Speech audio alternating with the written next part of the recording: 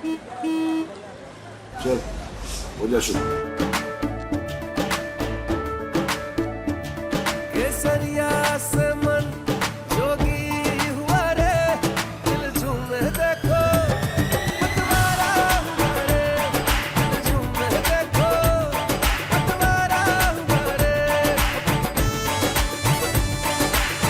हर पल मनाओ केसरी त्योहार। विमल, बोलो जुबान केसरी। तो ये वीडियो साफ साफ दिखा देता है कि जो कुछ शिकायत में लिखाया गया वो सब सरासर झूठ है। सीएम आवास के गेट के सीसीटीवी की फुटेज का वीडियो है। ये भी स्वाति मालीवाल जी के झूठ को सामने रख देता है। स्वाति मालीवाल जी आराम से, तेज स्पीड से, बिना किसी परेशानी के चल के हाई स्पीड पर बाहर जा रही हैं। बाहर जाके भी वो पुलिस की एक महिला कर्मी को धक्का देती हैं। कल स्वाति मालीवाल जी की एक वीडियो सामने आई।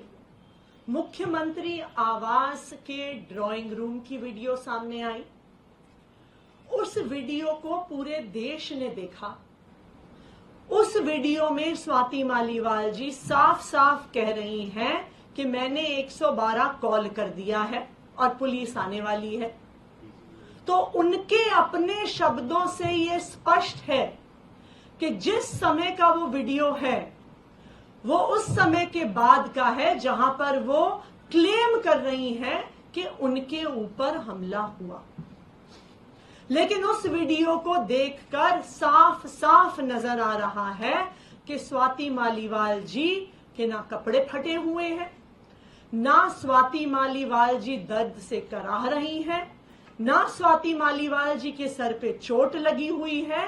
जो सारी बातें स्वाति मालीवाल जी ने अपनी शिकायत में कही हैं, जो स्वाति मालीवाल जी ने एफआईआर में दर्ज करवाई है। तो ये वीडियो साफ साफ दिखा देता है कि जो कुछ शिकायत में लिखाया गया वो सब सरासर झूठ है। वो ऊंची आवाज में पुलिस कर्मियों को ललकार रही हैं, धमका रही हैं और वो कहीं पर भी उनको शिकायत करती नहीं नजर आ रही हैं कि उनके साथ कुछ गलत हुआ। वो कहीं पर विभव कुमार जी पर इशारा करती हुई नजर नहीं आ रही हैं, कहती हुई कि इन्होंने मुझ पे हमला किया, बल्कि वो विभव कुमार जी के लिए अपशब्दों का प्रयोग कर रही हैं, ऊंची आवाज में कर रही हैं। तो कल जो वीडियो सामने आया उसने पूरे देश के सामने स्वाति मालीवाल जी के आरोपों का पर्दाफाश कर दिया।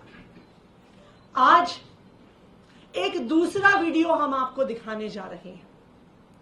ये सीएम आवास के गेट के सीसीटीवी की फुटेज का वीडियो है। ये भी स्वाति मालीवाल जी के झूठ को सामने रख देता है, क्योंकि अगर आप सबने ये एफआईआर देखी है जो स्वाति मालीवाल जी ने फाइल करी है, उसमें वो ये कहती हैं कि मुझ पर इतना हमला हुआ कि मैं चल नहीं पा रही थी, कि मैं बेहोशी की हालत में थी, कि मैं बैठ गई, कि मैं लंगड़ा लंगड़ा के चल रही थी, मैं दर्द से कराह रही थी। ये सब स्वाति मालीवाल जी ने अपनी शिकायत में लिखा। लेकिन सीएम रेजिडेंस का गेट का सीसीटीवी का फुटेज ये साफ साफ दिखाता है कि स्वाति मालीवाल जी आराम से, तेज स्पीड से, बिना किसी परेशानी के चल के हाई स्पीड पर बाहर जा रही हैं। बाहर जाके भी वो पुलिस की एक महिला कर्मी को धक्का देती हैं, पुलिस वालों को हड़का रही हैं, अपनी उंगली दिखा रही हैं। ये दिख रहा है कि उन्हें डांट रही हैं। कहीं पर भी स्वाति मालीवाल जी के कपड़े नहीं फटे हुए, कहीं पर भी उनको सिर पर चोट नहीं लगी हुई है। दूर दूर तक वो लंगड़ा कर नहीं चल रही हैं, वो दर्द में करहा कर नहीं चल रही हैं। ये वीडियो मैं चाहूंगी कि स्क्रीन पर दिखाया जाए।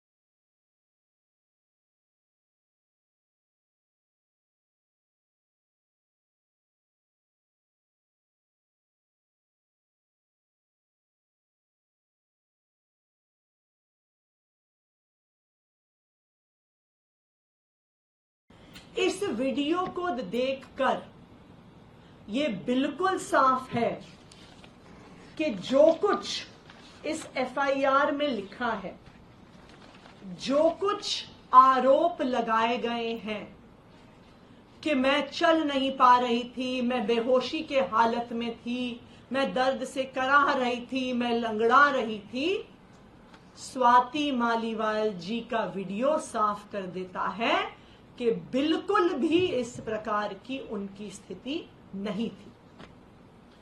तो आज इन दोनों वीडियो ने यह साबित कर दिया है कि स्वाति मालीवाल जी के आरोप झूठे थे।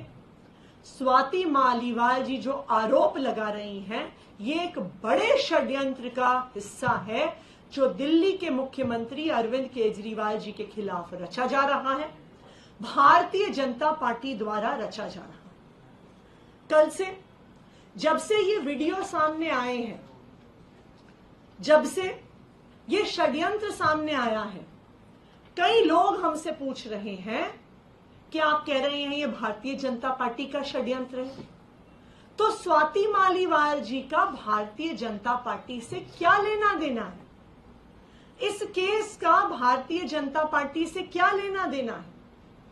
तो आज मैं इस पूरे मामले का स्वाति मालीवाल जी का और भारतीय जनता पार्टी का क्या लेना देना है, इसके तार आपस में कैसे जुड़े हुए हैं, इस तार जुड़ने का क्या प्रमाण है, मैं आपके सामने रख रही हूं। नंबर 1, आप सब जानते हैं कि यह भारतीय जनता पार्टी का फॉर्मूला है, एक स्टैंडर्ड ऑपरेटिंग प्रोसीजर है कि वो विपक्ष के नेताओं पर ईडी के केस करते हैं, सीबीआई के केस करते हैं, पुलिस के केस करते हैं, इकोनॉमिक ऑफेंसेस विंग के केस करते हैं, एंटी करप्शन ब्यूरो के केस करते हैं, और उस केस के आधार पर धमकियां देकर स्क्रू टाइट करके उन नेताओं को या तो ब्लैकमेल करते हैं या भारतीय जनता पार्टी में लेके आते हैं।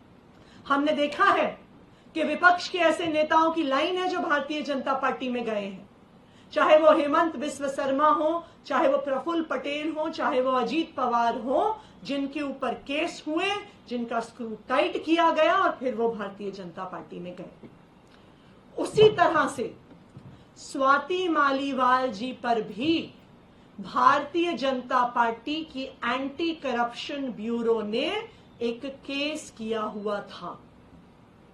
ये case Delhi commission for women में illegal recruitment of contractual employees के बारे में केस था।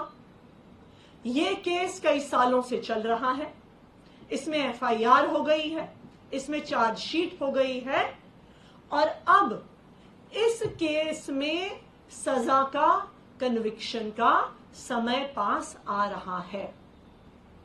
हमारा यह मानना है कि इसी केस को आधार बनाकर जेल की धमकी देकर, सजा की धमकी देकर स्वाति मालीवाल जी पर दबाव बनाया जा रहा है, उनको इस षड्यंत्र का हिस्सा बनाया जा रहा है, क्योंकि ये भारतीय जनता पार्टी का स्टैंडर्ड ऑपरेटिंग प्रोसीजर है। नंबर 1।